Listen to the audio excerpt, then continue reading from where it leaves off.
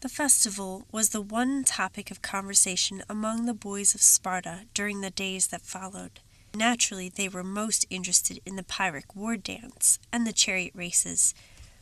The boys of Orestes' company were eagerly discussing the news that Chartas had brought them. "Did you say that we were to be taught the Pyrrhic dance?" asked Gelon with shining eyes as he pushed forward among the boys. "Yes," answered Chartas, "so Orestes told me at the festival." "I wonder when we are to begin," said Theognis eagerly. "Soon, I think," Chartas replied. "I wish it were today," exclaimed Theron. "Well, it will not be today," said the hearty voice of Orestes, who had come upon the group unnoticed. "So be off to your tasks. Chartas, Brasidas, Theognis, and Gelon are to bring wood for the fires. The rest of you," he added with a wave of his hand, "are to gather vegetables and greens for the tables." The boys scattered at once, the 4 older boys to the woods, while the younger boys, led by Theron, slipped away to the country outside Sparta.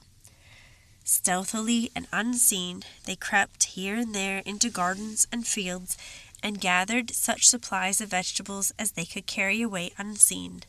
"My," sputtered Ceos, a boy of lively tongue, as he overtook Theron later, "I thought I was going to lose my skin that time. I came near getting caught, for the old slave who was after me was very light of foot. Why do they care so much," he added, "when they know that the state makes us steal for tables?" "Because they've worked to raise the stuff, I suppose," said Theron laughingly. "Yes," answered Ceos, "but it is the state that provides them the land to raise it on. They do not own the land." "That is so," replied Theron, "and I suppose that is what gives the state the right to send us out foraging upon their lands. All property really belongs to the state." "Yes," replied Ceos, "that is the way my father explained it to me. He says, too, that soldiers, when marching or in camp, have to secure their food by foraging or starve. It is the duty of the state to train us for soldiers." "The girls are never sent to forage," said Theron. "They could do it," responded Ceos. "Yes, they are as quick as we are," assented Theron, "but they do not go to war." Suddenly the 2 boys stopped. Placing upon the ground their gifts for the tables, they stood erect, their arms folded across their breasts, and their eyes cast down. An old man with white hair and long white beard passed them. He was one of the senators, and every citizen of Sparta paid to the senators a reverence which even their kings might envy.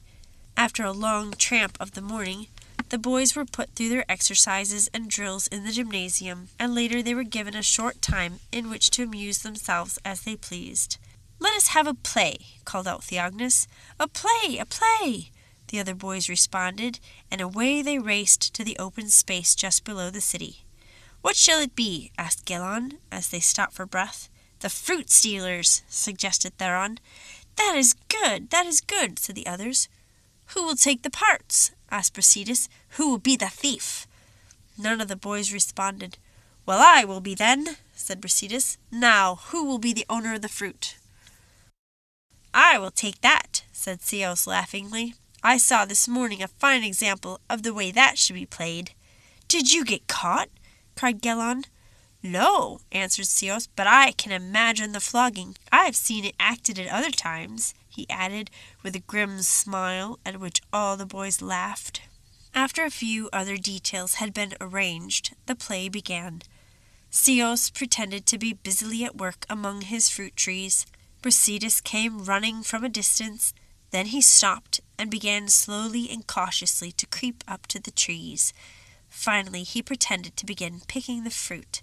At first he watched the owner of the trees as he worked, and then, becoming eager to gather the fruit, he became less watchful. During the progress of the play, the other boys looked on, occasionally imitating the actions of the 2 boys taking part by a light rhythmic motion that was almost a dance. Suddenly Ceos seemed to catch sight of the thief.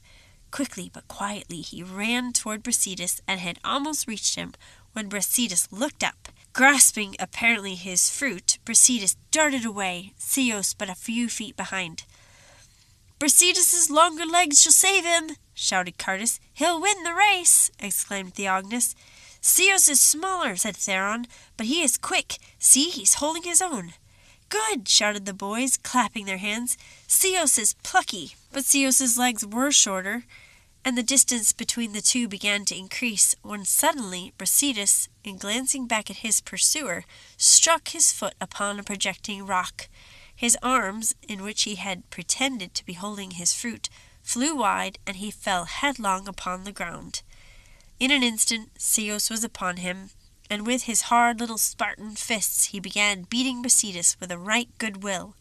Then, jumping to his feet, he pretended to pick up the scattered fruit. The boys shouted and cheered. The play was over. "That was well done," said Gelon. "You're a good runner, Ceos," said Brasidas heartily, as they made their way back to the city. "Why don't you train for the foot race at the games?" "I'm afraid you would compete," replied Ceos, "and there are no stones on the course at Olympia."